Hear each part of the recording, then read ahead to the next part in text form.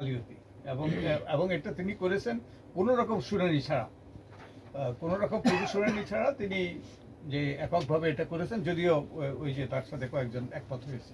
তো এগুলো গুরুতর বিষয় এবং এগুলোর বিহিত হওয়া দরকার। এগুলোর এই এই রায়টা বাতিল করার মাধ্যমে এটা সংশোধন করতে পারে, কিন্তু তিনি যে জালিয়াতি করেছেন এটার কোনোভাবে কোনো একটা ফোরামে তার একটা বিচার হওয়া দরকার।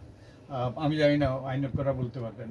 আর আরেকটা আমরা যুক্তি দিয়েছি এখানে, ওই যে শরীফ সাহেব বলেছেন, আমি আর একটু সুস্পষ্ট হয়ে বলি, এই ত্রয়োদশ সংশোধনটা এসছে একটা রাজনৈতিক সমঝোতা, পলিটিক্যাল সেটেলমেন্ট এবং রাজনৈতিক বন্দোবস্ত, কেতাবি ভাষায় রাজনৈতিক বন্দোবস্ত।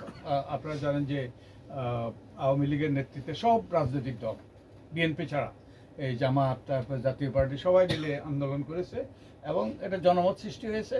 এবং বিএনপি একটা একতরফা নির্বাচনের মাধ্যমে ফেব্রুয়ারি 96 একতরফা নির্বাচনের মাধ্যমে ক্ষমতা এসে তত্ত্বাবধায়ক সরকার ব্যবস্থাটা সংবিধানে অন্তর্ভুক্ত করে তারা পদত্যাগ করেছে। তো এটা ছিল রাজনৈতিক বন্দোবস্ত একটা।